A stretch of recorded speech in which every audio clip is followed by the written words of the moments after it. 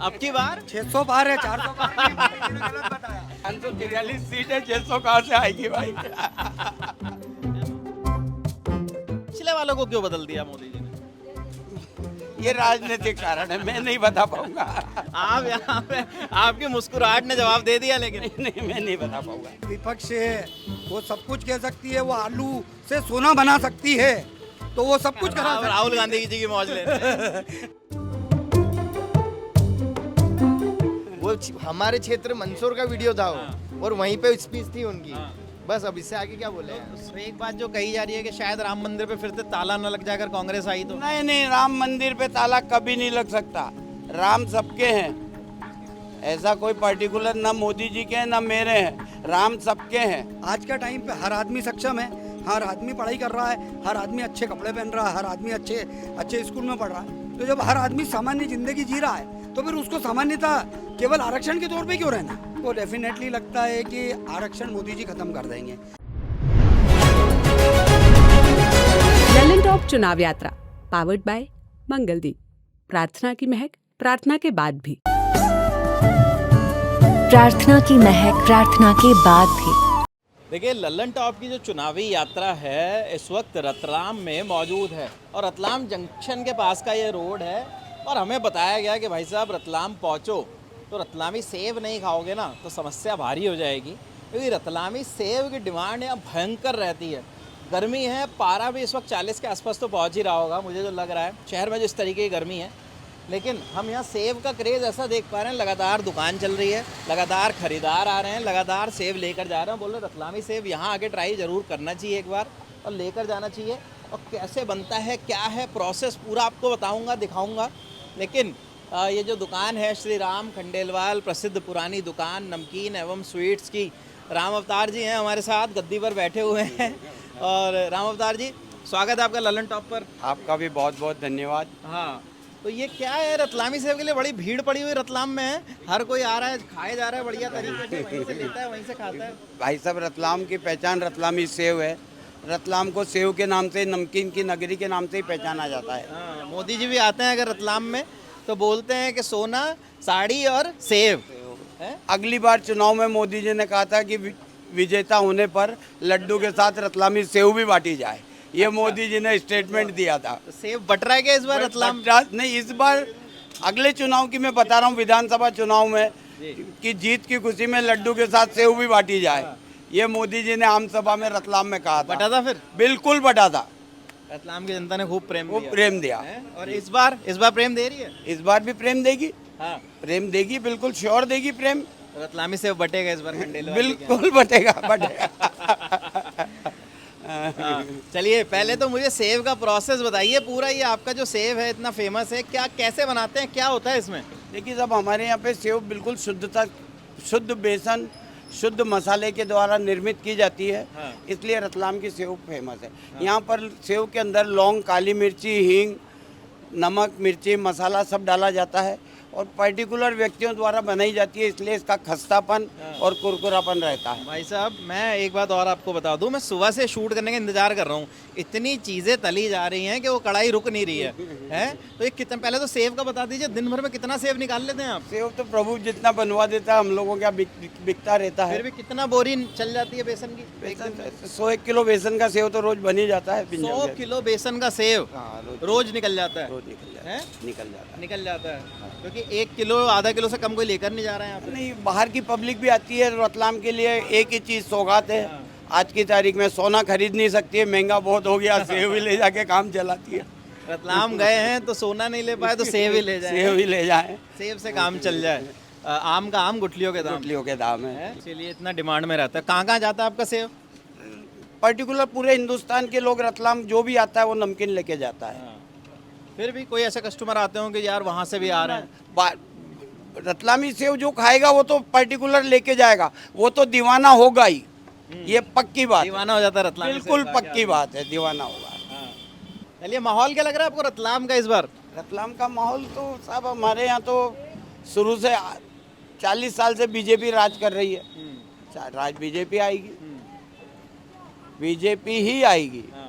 मोदी का वर्चस्व है। लेकिन रतलाम झाबुआ की जो सीट है उस पर 3 ही बार बीजेपी आई है। एक बार जनसंघ के जमाने में आई थी और 2 बार मोदी जी के जमाने में आई। बीच में पूरा कांग्रेस का रहा मामला। कोई बात नहीं, अब के भी मोदी जी आएंगे, मोदी जी आ रहे हैं रतलाम में। बिल्कुल आएंगे, हैं? बिल्कुल आएंगे। क्या मुद्दे हैं रतलाम के? आप क्योंकि आप चौक पे बैठे हैं, आपके पास दिन रात लोग आते हैं। हमारे विधायक ने यहाँ के कोई मुद्दा छोड़ा ही नहीं, सब संपन्नता। आज रतलाम की 20 साल पहले की सड़क देखी और आज की सड़क देखी है। हमारे विधायक ने इतना डेवलप किया कि रतलाम को 40 साल आगे कर दिया। नो डाउट ऐसा विधायक होना चाहिए। अच्छा, और क्या मुद्दे हैं? रतलाम में वैसे सब सुविधा है, कोई मुद्दा विशेष नहीं है, कोई विशेष मुद्दा नहीं। रतलाम के जो लोग हैं, लोकल जो व्यापारी वर्ग हैं और लोग हैं, वो ये कह रहे हैं कि कहीं ना कहीं मोदी जी की अगर एक सभा हो जाती तो शायद फैक्टर थोड़ा बढ़िया हो जाता। देखिए, मोदी जी की सभा हो जाती, वो आप बिल्कुल सच कह रहे हैं, पर चुनावी व्यस्तता होने के कारण सब जगह मोदी जी चला जाए ये भी संभव नहीं है। ये भी संभव नहीं है।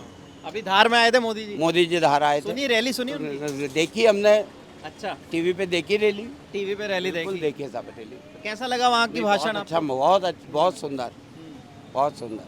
तो एक बात जो कही जा रही है कि शायद राम मंदिर पे फिर से ताला न लग जाए अगर कांग्रेस आई तो। नहीं नहीं, राम मंदिर पे ताला कभी नहीं लग सकता। राम सबके हैं, ऐसा कोई पर्टिकुलर ना मोदी जी के हैं ना मेरे हैं, राम सबके हैं, कोई ताला नहीं लग सकता, कुछ नहीं हो सकता। कांग्रेस वाले जा भी तो नहीं रहे ना राम मंदिर।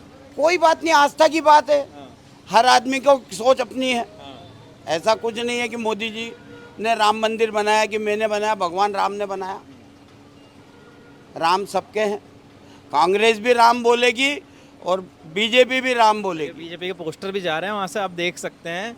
अनीता नागर सिंह चौहान कैसी है प्रत्याशी? है प्रत्याशी इंटेलिजेंट है। अच्छा, हाँ, नो डाउट, हाँ, नो डाउट इंटेलिजेंट है, विकास करेंगे लग रहा है। विकास करेगी और बोल्ड है। पिछले वालों को क्यों बदल दिया मोदी जी ने? ये राजनीतिक कारण है, मैं नहीं बता पाऊंगा। आप यहाँ पे आपकी मुस्कुराहट ने जवाब दे दिया, लेकिन नहीं, मैं नहीं बता पाऊंगा। हाँ हाँ, हर व्यक्ति को चांस मिलना चाहिए। अच्छा। हर व्यक्ति को मिलना चाहिए। टेन्योर पूरा हो गया, हर व्यक्ति को तो बदल दिया। कोई बात, सबको मिलना चाहिए चांस। सबको मिलना चाहिए मौका।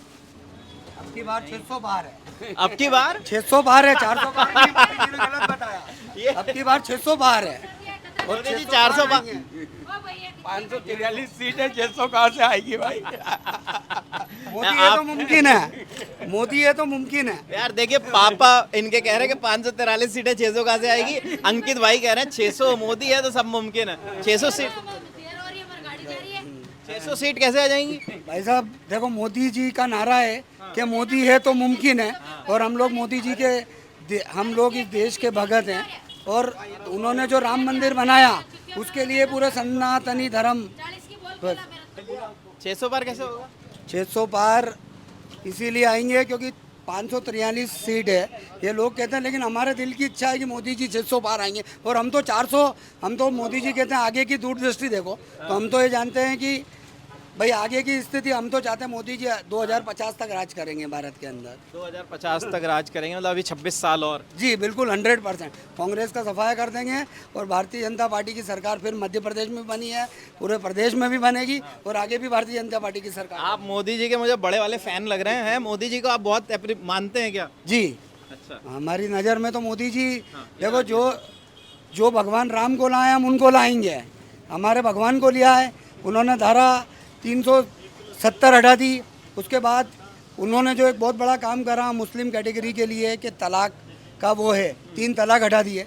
उसके अलावा हर घर बिजली, हर घर शौचालय, और सबसे बड़ी बात उन्होंने हमारे व्यापारियों के लिए करी कि उन्होंने जो सूक्ष्म उद्योग थे उसको आगे बढ़ाया।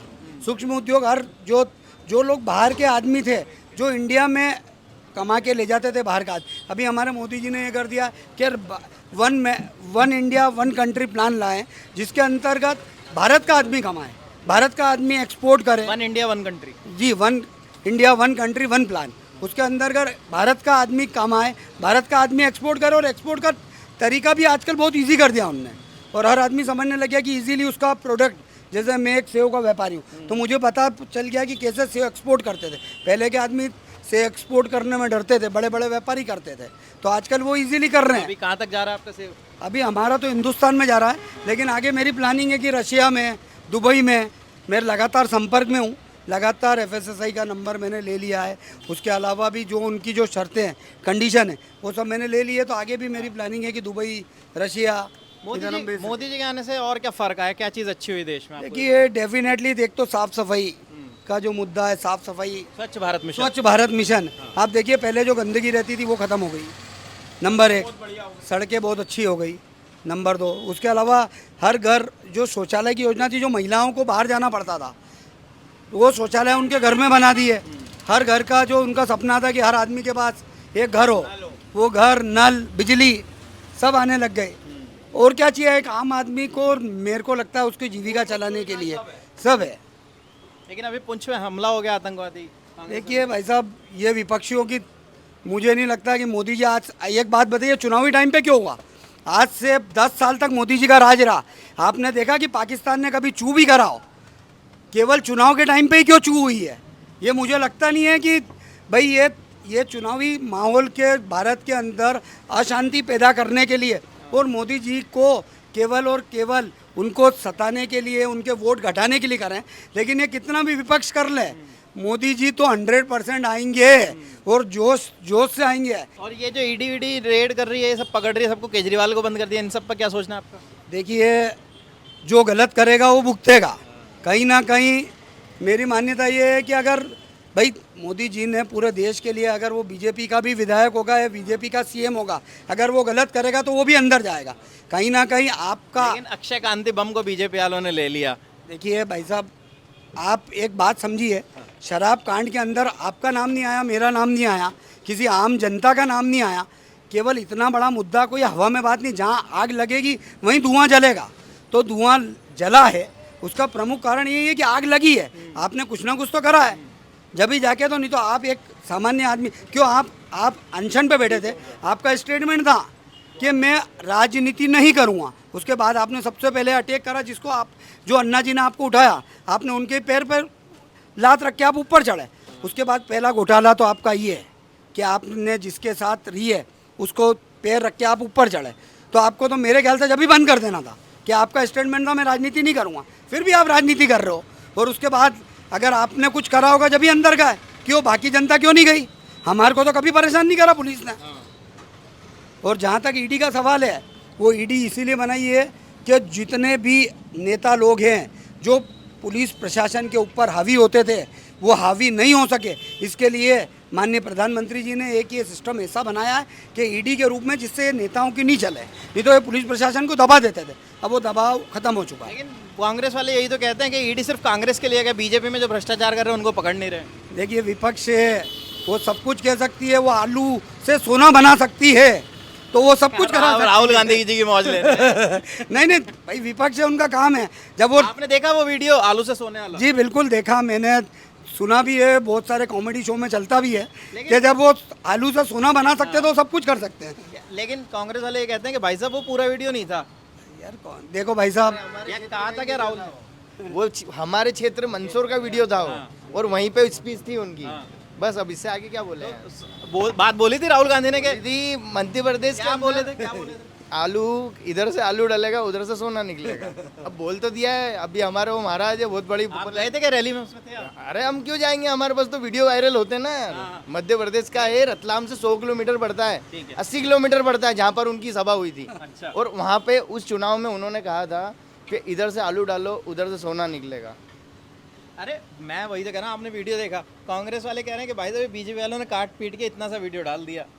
अगर उन्होंने नहीं बोला, आप अगर मेरे से कुछ बोलोगे नहीं तो आपकी डबिंग आवाज़ मैं पूरी क्लियर तो ला नहीं सकता हूँ। कहीं ना कहीं अगर मैं काट छाट के भी बनाऊंगा तो काट छाट के कुछ ना कुछ तो होगा। आपने अगर ये बोला ही होगा, ये आप एक राष्ट्रीय लेवल के नेता को ये बात करना क्या शोभा देता है? क्या आलू काट के आप देश हित की बात करो ना। आपके पास 55 साल सरकार रही है, आपने 55 साल के अंदर आपको अभी देश की याद आई? 55 साल के अंदर आपने देश में राज करा है, आपको क्या चुनाव के टाइम पे ही देश की याद आई? चुनाव के टाइम पे ही आपको किसानों की याद आई? चुनाव के टाइम पे ही आपको किसानों को पैसे देने की याद आई? क्योंकि आपके पास से सत्ता चली गई है, आपके पास से आपको लग गया है कि अब जनता जागरूक हो गई है, जनता ने काम देखा है, उसके लिए आपको ये लग रहा है कि अब आपके स्टेटमेंट ही गलत आने लग गए हैं। राहुल गांधी ने अभी झाबुआ में एक सभा की थी, वहाँ पे उन्होंने कहा है कि जो आरक्षण है वो कह रहे हैं वो हम 50% की जो सीमा है ना उसको बढ़ा देंगे। इस पर क्या सोचते हैं आप? देखिए, आरक्षण का सवाल है, मेरा ये है कि आरक्षण से जो सामान्य जनता के लोग हैं उसको काफ़ी नुकसान हो रहा है। इस मामले में जो वास्तव में कलेक्टर एसपी जो वास्तव में लायक है, जो बनना चाहिए, उस मामले में उनको कहीं ना कहीं उनको नुकसान हो रहा है, जो वास्तव में ही पढ़ रहे थे। अब जिसके आरक्षण के चक्कर में जिसके 47 नंबर आ रहे हैं वो कलेक्टर बन गया, और जो वास्तव में जिसने मेहनत करके 80 नंबर रहा है वो बेचारा आज भी कहीं ना कहीं नौकरी ढूंढ रहा है। तो मेरे हिसाब से तो देश में से आरक्षण हटा देना चाहिए। आम हटना चाहिए जनता, आपके हिसाब बिल्कुल आम जनता है, आम जनता, सब जनता एक समान है, पूरा हिंदुस्तान एक है, जो मेहनत करेगा वो पाएगा। आरक्षण क्यों लागू हुआ था संविधान में, ये पढ़ा है क्या आपने? भाई संविधान में इसलिए लागू हुआ था, मेरे को इसके बारे में बहुत जानकारी तो नहीं है, लेकिन चूँकि हमसे तो बहुत ज़्यादा इंटेलिजेंट है, उनको उस टाइम पे लगता होगा कि भाई जो मध्यम कैटेगरी का लोग है वो भी उसको कुछ ना कुछ बेनिफिट मिलना चाहिए। लेकिन उस टाइम का ज़माना अलग था, आज का ज़माना अलग है। आज का टाइम पे हर आदमी सक्षम है, हर आदमी पढ़ाई कर रहा है, हर आदमी अच्छे कपड़े पहन रहा है, हर आदमी अच्छे स्कूल में पढ़ रहा है। तो जब हर आदमी सामान्य ज़िंदगी जी रहा है तो फिर उसको सामान्यता केवल आरक्षण के तौर पे क्यों रहना? आरक्षण पे लगता है मोदी जी कुछ करेंगे अगले कार्यकाल में? मेरे को डेफिनेटली लगता है कि आरक्षण मोदी जी ख़त्म कर देंगे, या फिर 20% कर देंगे कि भाई हम सामान्य जनता है, सामान्य काम है, सब इस देश के सामान्य नागरिक और सब इस देश में सामान्य रह के कार्य करेंगे। ये मेरी मान्यता है। राहुल गांधी को लेकर क्या लगता है आपको, जो उन्होंने 4000 किलोमीटर की पैदल यात्रा की पूरे देश में? ये 4000 नहीं, वो 40,000 किलोमीटर करें, ये उनकी व्यक्तिगत सोच है। अगर पैदल चलने से वोट मांगते या वोट मिल जाते तो मैं पूरे हिंदुस्तान के अंदर पैदल चलता और सेव की दुकान बंद कर देता, अगर पैदल चलने से ही वोट मिलते होते। जनता इस देश की बहुत जागरूक हो चुकी है। इस जनता को आजकल काम चाहिए, और काम वो जब ही दिखेगा। देखिए, हर किसी के आँख है, हर आदमी आँखों से देखता है। अगर उसको दिखेगा, किसी के बोलने से आप मेरे को बोलोगे कि मैं इसको वोट दे दूँ तो मैं नहीं दूंगा। मैं अपनी इच्छा का मालिक हूँ और मैं अपनी इच्छा से ही वोट दूंगा। तो हर जनता जिसको उचित लगता है वो भारतीय हित में वोट करेगा। उसको अगर वर्क दिखेगा तो वो वोट देगा, और भारतीय जनता पार्टी को देखो, मोदी जी ने बोला है कि मैं ही लड़ रहा हूँ, तो मोदी जी को वोट देंगे बेफिक्र होके, और निश्चित राष्ट्र हित में मतदान करेंगे। देखिए, ये सारी चीज़ें थी जो यहाँ पे पता चली हमें। रतलामी सेव कैसे बनता है, राजनीति पर चर्चा हुई, बातचीत हुई। हम लोग इस वक्त रतलाम में मौजूद हैं, स्टेशन रोड का ये इलाका है, और किस तरीके से रतलामी सेव बनता है, उसकी शुरुआत कैसे हुई, और राजनीति पर भी लोगों ने अपने अपने पॉइंट, अपने अपने पक्ष रखे। हम लोग रतलाम में हैं, देखते रहिए ललन टॉप, चुनावी यात्रा जारी है। शुक्रिया।